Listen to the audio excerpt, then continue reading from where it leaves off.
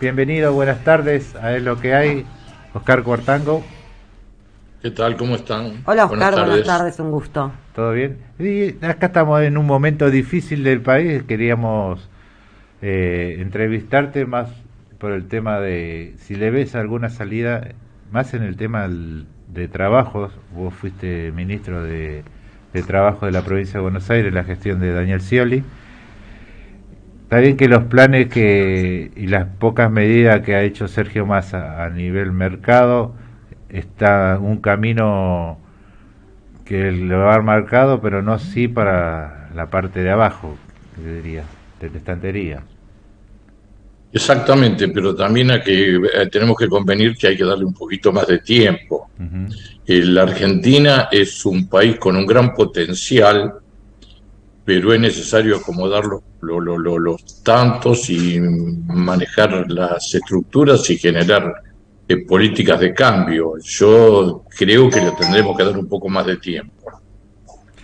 No obstante lo cual, reconocemos que las necesidades de los que están más abajo no admiten demora y entonces también merecen ser consideradas, ¿no?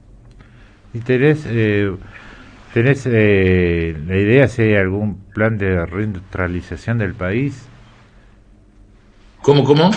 de reindustrializar el país, que la industria vuelva a ser el eje del país del trabajo acá en Argentina? Por supuesto, no me cabe ninguna duda. Sigue vigente una frase que dijo Ortega y Gasset Ujú. cuando en el Teatro Argentino de la ciudad de La Plata, donde yo vivo, manifestó que la Argentina es un gran país en el cual está todo por hacerse y Sí. concluyó con argentinos a las cosas. Ujú. Yo creo que esa situación persiste, es decir, en la Argentina hay mucho por hacer y mucho por rehacer, y la frase tiene plena vigencia. Pensemos en que, por ejemplo, los ferrocarriles, los medios de transporte, el transporte fluvial, es un campo que está inexplotado y que ofrece muchas posibilidades, no solo laborales, sino de desarrollo a las economías regionales. Sí, y sí, Y si se ofrece, ¿por qué no sucede? Yo estoy de acuerdo, hay un montón de opciones, pero no suceden. bueno, precisamente es que se está en la búsqueda de que suceda. Es cierto y nos tenemos que hacer cargo, toda la clase política, de que no se ha puesto el eje en esas cuestiones. Es decir, pero se tiene que poner el eje en esas cuestiones, Claro. incluso se tienen que implementar políticas de Estado que en materia de transportes, en materia de energía, en materia de empleo, en materia de educación, en materia de salud, que y no impliquen un cambio de rumbo con cada gobierno de acuerdo a los avatares de los resultados electorales, sino que permanezcan en política exterior también, que permanezcan firmes y que cada uno le ponga su impronta, un poquito más a la derecha, un poquito más a la izquierda, un poquito más al centro, pero no que haya un giro de 180 grados y que vayamos de norte a sur. Ujú. Ese creo que es el gran problema de nuestro país y tenemos que superarlo y tenemos que tratar de calzarnos en el rumbo adecuado. Sí, más con respecto, porque mucho se habla del campo, de los productores. En realidad son 8 hermanas las que le compran los granos a todos, pero Exactamente. el campo en sí no es como antes, que le daba trabajo a bastante No. gente. El campo ahora, con 4 o 5 personas, levantar la cosecha y todo. El tema es, ¿hay alguna posibilidad de crear un plan que Argentina deje de exportar commodity y venda el producto terminado en este país? Bueno, ese es uno de los O estoy grandes divagando yo? No sé, esa es me- uno de los grandes debates que está pendiente desde la época de los orígenes de nuestra nacionalidad. Belgrano enunciaba que había que exportar botas y ponchos y no cuero y lana. Claro. Es decir, sí, eso es cierto. Y también el tema de los ferrocarriles, del transporte fluvial y marítimo, donde la mayoría de los productos nuestros se transportan vía terrestre, por el transporte automotor, Sí, que es más caro y más contaminante y destruye más los caminos, ¿no? Cuando en realidad el menos contaminante, el ideal, sería el fluvial, y los transportes tendrían que ser complementarios y no competitivos. En eso hay que volver a Perón. Perón tenía una regulación sobre los transportes y aparte teníamos una flota nacional. Y yo creo que el rumbo es ese.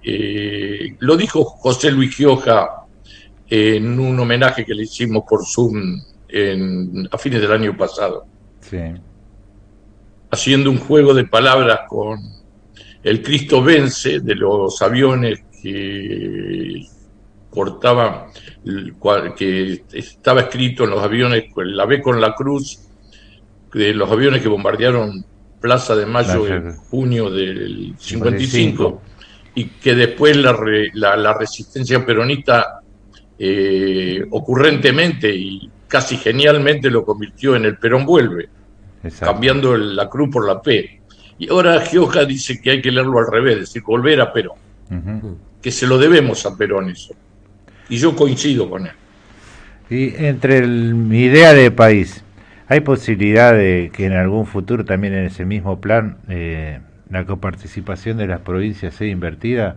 Así sea que cada provincia pueda tener una aduana, porque en realidad está todo muy unitario, todo de Buenos Aires, y los gobernadores tienen que esperar el turno de que les salga bien No, a un no, plan pero no, económico para... no se puede eh, federalizar la aduana, no. Lo que pasa es que tenemos que hacer una coparticipación más justa, y también tenemos que procurar recrear las economías regionales e impulsarlas. Pero las políticas exteriores tienen que ser nacionales y no de cada provincia. Ujú. Si no, prácticamente estaríamos atomizando el país. Vos fíjate que el debate sobre el Río de la Plata es un debate que se remonta a los orígenes también de nuestra nacionalidad. Artigas no quería que Uruguay fuera una república independiente, quería que fuera integrada a las Provincias Unidas del Río de la Del Plata. Plata. ¿Por qué? Porque el Río de la Plata hubiera sido un río interior y los intereses anglo-franceses y los lusitanos hicieron que se creara lo que se denominó la provincia, lo que antes era la provincia ciplastina, y Artigas, que murió en el exilio en Paraguay diciendo que era argentino, la historia lo convirtió en el paladín de la independencia uruguaya. Ujú. Claro, respondí a mi pregunta. ¿Vos?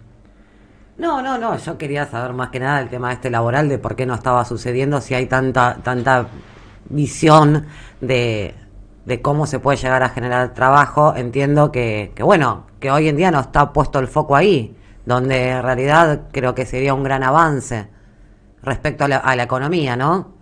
Una cosa tiene que Por ver con la supuesto, otra. pero creo que por ahí estamos omitiendo un debate que ocurrió en la Organización Internacional del Trabajo en el año 2017, donde se creó una comisión que tenía que investigar el impacto de las nuevas tecnologías, la robótica, la informática, la inteligencia artificial en Sí, el mundo del que trabajo. además en pandemia se implementó muchísimo más también. Obviamente, tal es así que la comisión esa preveía que el impacto iba a llegar plenamente en el 2025-2026, después del 2025, en la segunda mitad de la década, y la pandemia lo detonó. Tan es así que, por ejemplo, el medio de comunicación Ujú. ha venido para quedarse. Exacto. El teletrabajo también, y también han adquirido importancia mayúscula los trabajadores, los mal llamados trabajadores de plataforma, que son los de la Uber, Globo, es decir, los delivery y los Sí, todas las servicios de aplicaciones, transporte. sí, los servicios de aplicaciones Tales, que te ofrecen un montón de... Las aplicaciones, no sé, claro, desde el pero delivery hasta la movilidad. el debate está en a quiénes se beneficia con esa tecnología.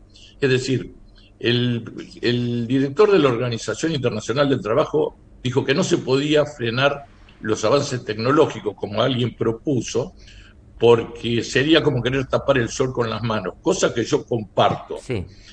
Ahora, el problema es si la tecnología se utiliza en beneficio del conjunto de la sociedad o si la tecnología se utiliza en beneficio de unos pocos y a costa del conjunto de la sociedad. Este es el problema, el meollo de la cuestión. Y no solo en nuestro país, en Europa se está hablando y se está practicando, por ejemplo, la reducción de la jornada de trabajo. Y acá se hacen cruces los empresarios cuando se habla de la reducción de la jornada de trabajo. Es decir, la jornada de trabajo se remonta al siglo XIX, cuando los mártires de Chicago, de los cuales por los cuales se estableció, en homenaje a los cuales se estableció el 1 de mayo como Día Internacional del Trabajo, reclamaban la jornada de 8. Fue impuesta por el gobierno de Hipólito Yrigoyen en nuestro país establecida. Y ahora se tiene que, la jornada es máxima, no mínima, y entonces ahora se tiene que reconsiderar. Sin embargo, las cámaras empresarias, en particular la Unión Industrial, se hace cruces cuando se habla de eso, y está implementado en el mundo. Yo creo que ese es el camino para recrear empleo, para recrear la capacidad de ocio. Incluso hay una empresa en Argentina de origen español que está experimentando una jornada de trabajo, no una jornada, sino una semana de 4 días laborales. No puedo... Y se ha comprobado que mejora la productividad y mejora el estado de salud de los trabajadores. No puedo dejar de preguntarte, ¿Daniel va a Brasil de vuelta?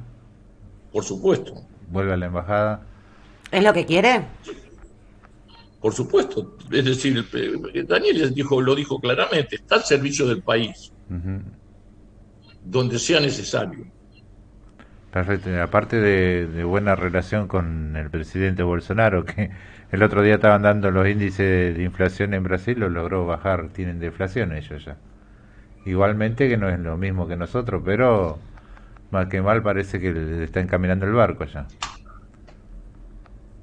Sí, bueno, Brasil es un país que mantiene una constante en materia de políticas. Por ejemplo, la política exterior brasilera permanece constante a pesar de los cambios de gobierno y que han sido drásticos. Y la política económica y de producción brasilera también. Así que bueno. ¿Nadia? Bueno, es un ejemplo a seguir. Sí. Y Daniel incluso va por una alianza estratégica con Brasil. Lo dijo expresamente en una charla que dio en el PJ de la ciudad de Buenos Aires, el mismo día que vino de la jura de Sergio Massa a esa charla. Sí. Y dijo que en una primera etapa había recompuesto la relación y había generado los vínculos y aceitado los canales para un intercambio comercial justo y razonable, y que ahora iba por una alianza estratégica e inclusive por un intercambio en monedas locales. Eso suena importante. Parece un buen plan, por lo menos. Parece un buen plan. Sí. Igual, ayer el presidente anunció que se está tratando de llegar a un acuerdo de precios y salarios, que en realidad lo vienen anunciando más o menos desde cuando asumieron. ¿Qué tan viable lo ve usted, por ejemplo? Que no tiene que anunciarse, sino que tiene que hacerse. Perón decía que mejor que decir es hacer, mejor que prometer es realizar. Coincido plenamente, pero ¿qué posibilidades puede llegar a haber de que esto suceda finalmente? Porque está muy difícil. Yo recién hace un ratito decía, los caminos son dos, o bajar la inflación, o subir el salario, o viceversa. No hay demasiados caminos para tomar, me parece.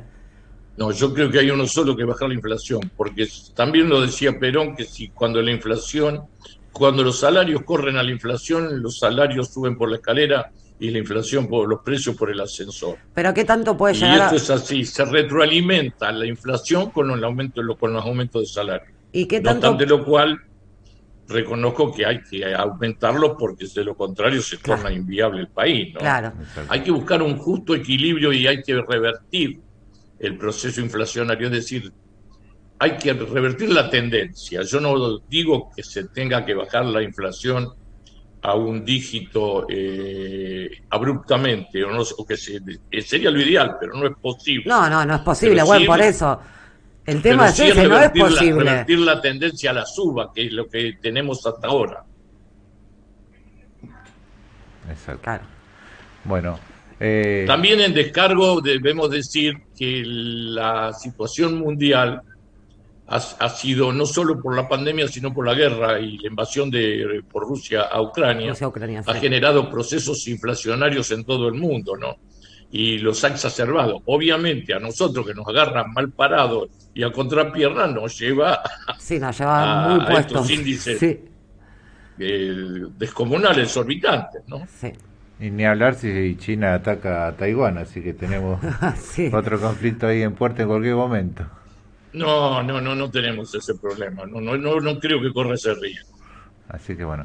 Bueno, Oscar Cuartango, estamos nos comunicándonos muy seguido. Muchas gracias por la entrevista. Muchas gracias, Oscar. Un gusto.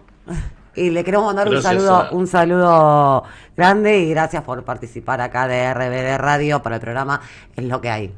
Muchas Ha gracias, sido un Oscar. gusto. Un gusto.